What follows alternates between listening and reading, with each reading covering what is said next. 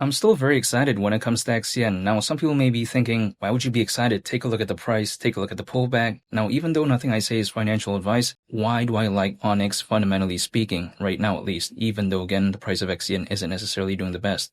It's because the launch of the testnet when it comes to Goliath is supposedly now less than 10 days away.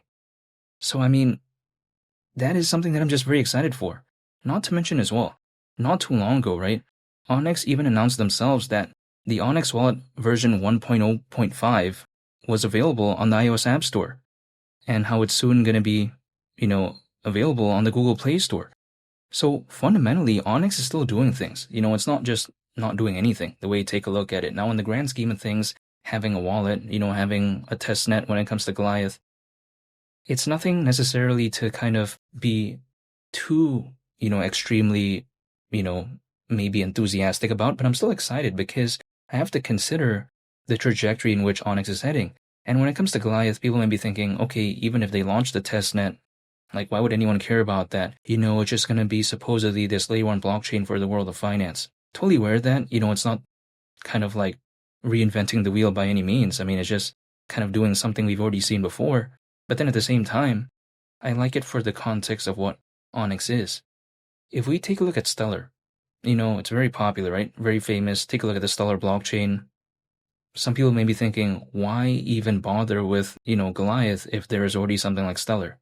Totally aware of that. However, if I take a look at the progression when it comes to Onyx, what it did in the beginning, which really I don't feel like it did that much. I mean, okay, I understand that XCN, when it had that pretty good rally, there was this kind of notion that, oh, maybe it's this miniature version of Ripple or Stellar.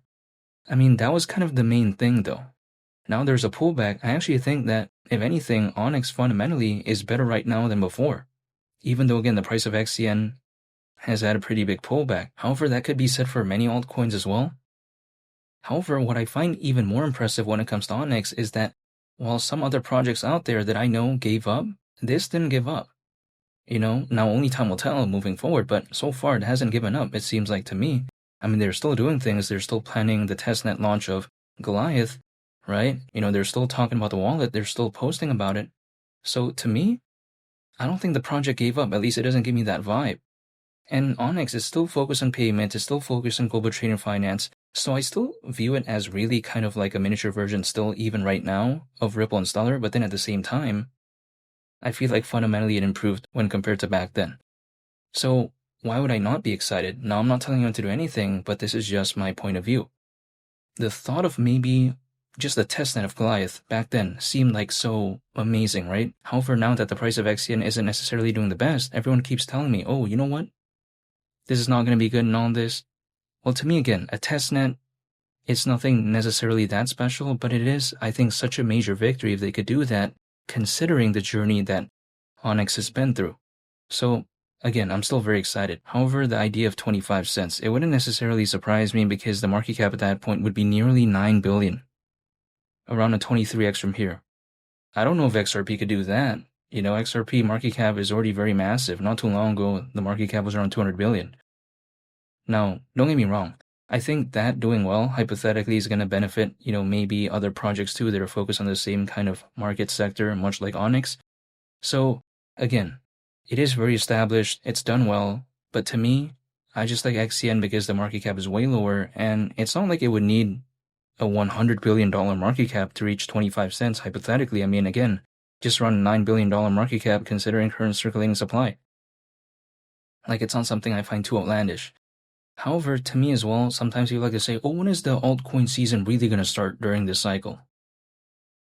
I have no control over that, right? Like, the only thing I can do is just stay patient. Really, that's about it. I cannot control the markets.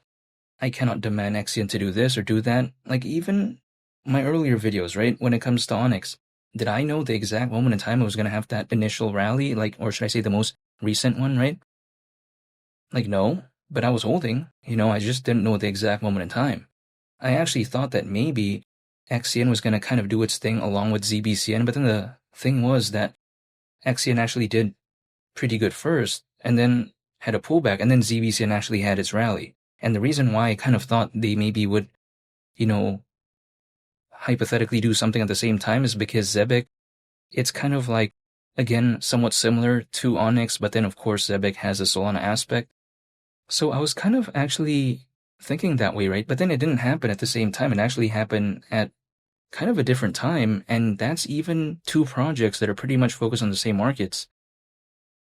So again, if there's that next leg up, I will not be able to know the exact moment. All I can do really, I think, is just stay patient, hold, and I just wait. But then I'm still excited because fundamentally, I do like what I'm seeing when it comes to Onyx. Now, whether or not there is a fully fledged type of altcoin season, maybe if it ever even happens next month, all the way up until even near the end of Q1 of 2026.